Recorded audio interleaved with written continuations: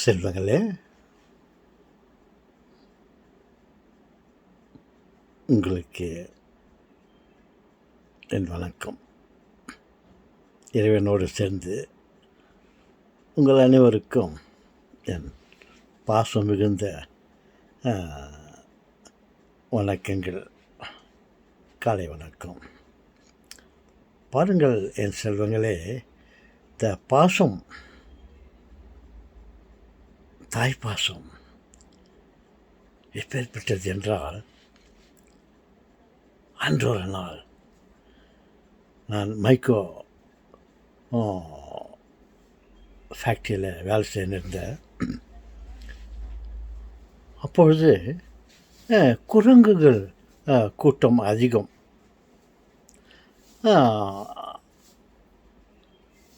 குரங்கு கூட்டங்கள் அதிகமாக இருந்தது. அப்போது ஒரு குரங்கு தன் குழந்தையை வைத்துக்கொண்டு மேல்புறத்தில் அந்த சீலிங் போர்ஷனில் அது உலாவி கொண்டு இருக்கும். பல குரங்குகள் இருந்தன. பர்டிகுலராக ஒரு குரங்கை நாங்கள் அனைவரும் வேலை செய்து கொண்டு இருக்கோம். அனைவரும் அதை பார்த்து கொண்டு இருப்போம். அது தன் குழந்தையை வைத்து கொண்டு விளையாடி கொண்டு இருக்கும். அந்த ஆங்கரின் மேலே அது இங்கேருந்து அங்கே, அங்கேருந்து இங்கே ஜம்ப் பண்ணின்னு அவங்க அம்மா வாலை பிடிச்சிக்கின்னு தொங்கின்னு விளையாடின்னு இருக்கோம். நாங்கள் எல்லோரும் வேலை செய்துன்னு அதை பார்த்து ரசித்து கொண்டு இருந்தோம். ஒரு முறை தன் தாயினுடைய வாலை பிடித்து கொண்டு அது கீழே ஊஞ்சல் ஆடி கொண்டிருந்தது. தவறி விழுந்து விட்டது. ஊஞ்சல் ஆடிக்கொண்டே இருந்தது. அது அந்த வாலில் வழுக்கி கொண்டு அந்த குரங்கு குட்டி மேலேருந்து கீழே விழுந்தது. மேலே குழந்தை அந்த குரங்கு குட்டி கீழே விழும்போது அந்த தாய் பட்ட பாட்டை நாங்கள் பார்த்து கொண்டிருந்தோம். அந்த குரங்கு குட்டி கீழே விழுவதற்கு முன்னதாகவே அந்த தாய் குரங்கானது கீழே குதித்து அதை காப்பாற்ற முயற்சித்தது. ஆனால் அந்த குரங்கு குட்டி ஒரு ஒரு இரும்பு கம்பியின் மேலே பட்டு அதற்கு அதிகபட்சமாக அதுக்கு அடிபட்டு விட்டுது. அந்த குரங்கு அந்த அந்த தாய் குரங்கு அந்த குரங்கையை பார்த்து கண்ணீர் விட்டது, அணைத்து கொண்டது, அழுதது. சிறிது நேரம் அதனால் அது தாங்க முடியவில்லை. அந்த குரங்கை கட்டி பிடிச்சிக்கின்னு மேலே போய்விட்டது. நாங்கள் எல்லோரும் அதை பார்த்து கொண்டிருந்தோம். அது சில நாட்கள் ஆனது. அந்த குரங்கு குட்டியை எப்போ கீழே விழுந்தது அப்போ போய் அதை பிடிச்சிச்சு இல்லையா, அப்போ இருந்து அந்த குட்டி குரங்கை கீழே விடவே இல்லை. இரவும் பகலுமாக நாட்கள் பல கடந்தன.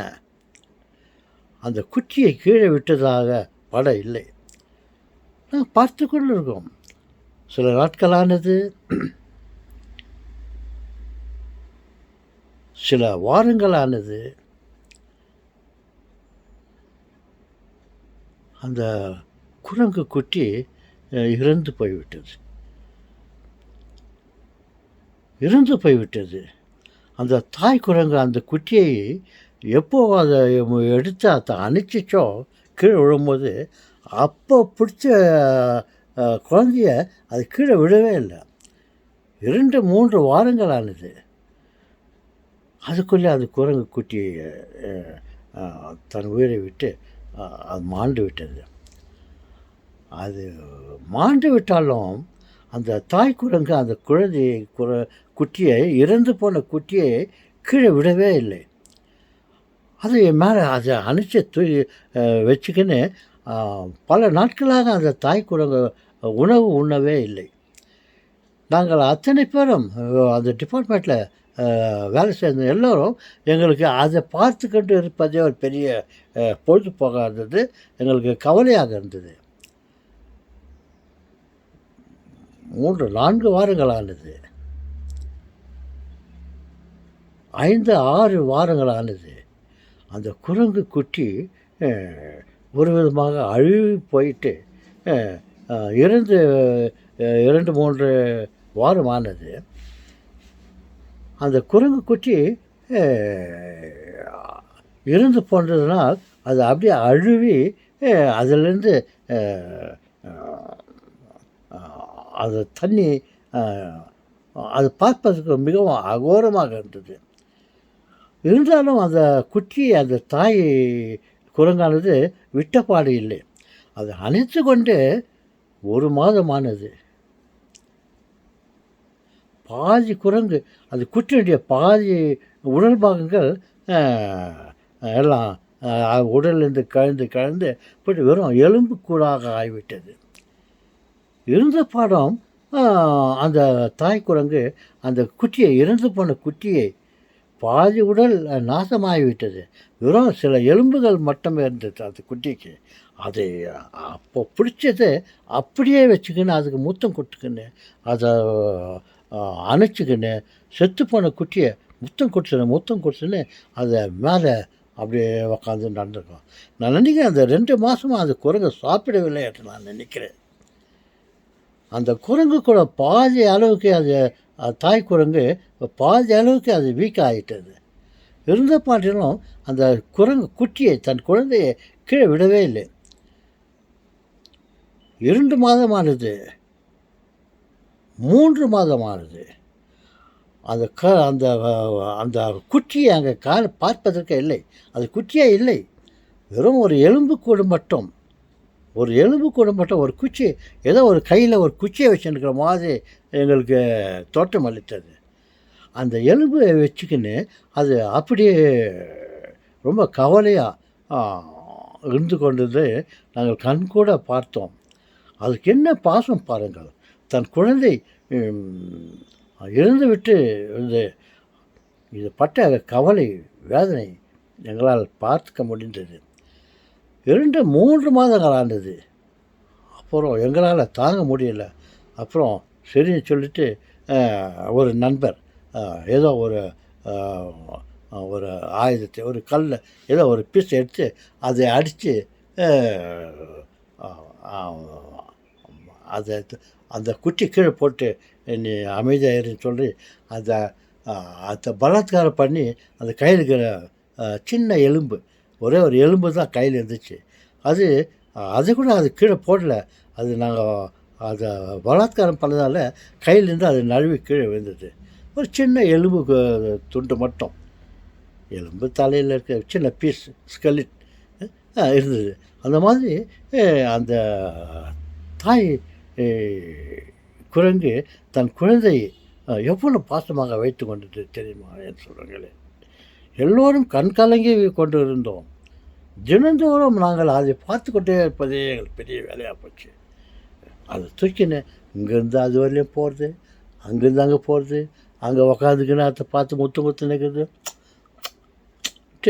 உடம்பெல்லாம் அதை அனுப்பிச்சி விட்னு பாதி உடம்பு நான் சேதமாகிட்டு கடைசியில் ஒரே ஒரு எலும்பு கூடு, ஒரு சின்ன பீஸ் மட்டும் அது கையில் இருந்துச்சு.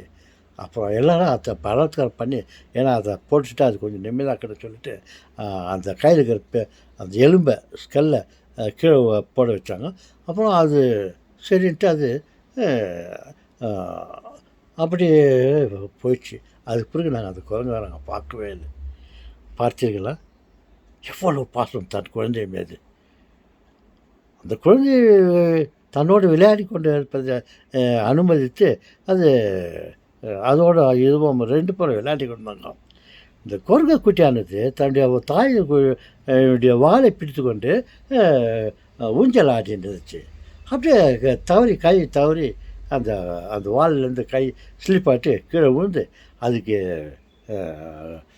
இன்ஜூரி ஆகிட்டு அதிலேருந்து அந்த குழந்தை சரி சுகம் பெறாமல் அப்படியே இருந்து கொண்டு 2-3 வாரத்துக்குள்ளே அது இறந்து போச்சு. இறந்து போனதும் மேலே இருக்கிற முடிங்கள்லாம் அந்த சதைங்கள்லாம் அப்படியே அழுவி போட்டு கீழே அது கீழே விழுந்து கொண்டு இருந்தது. நாங்கள் தினந்தோறும் அதை பார்த்துக்கிட்டோம். ஒவ்வொரு நாளும் என்னுடைய ப்ரோக்ரஸை நாங்கள் பார்த்துருந்தோம். முதல்ல செத்துச்சு, அப்புறம் அப்படியே இருந்தது, அது தூக்கி வச்சுருந்தது, இருக்க அந்த முடி கிடி எல்லாம் சிதறி கீழே வந்தது, அப்புறம் பாதி உடலெல்லாம் நான் அழுவி கீழே போயிடுது. அப்போ கூட அந்த தாய் குரங்கு அந்த குட்டி குரங்கு தன் செல்ல குழந்தையை கீழே விடவே இல்லை. கடைசியில் ஒரு சின்ன ஒரு எலும்பு இருக்கிற வரையிலும் அது அதே கையிலே வச்சுக்கிட்டு அதை சாப்பிடவே இல்லை என்று நாங்கள் நினைக்கிறோம். அப்படி ஒரு காட்சியை பார்த்தோம் என் செல்வங்களே. என்ன தாய்ப்பாசம்!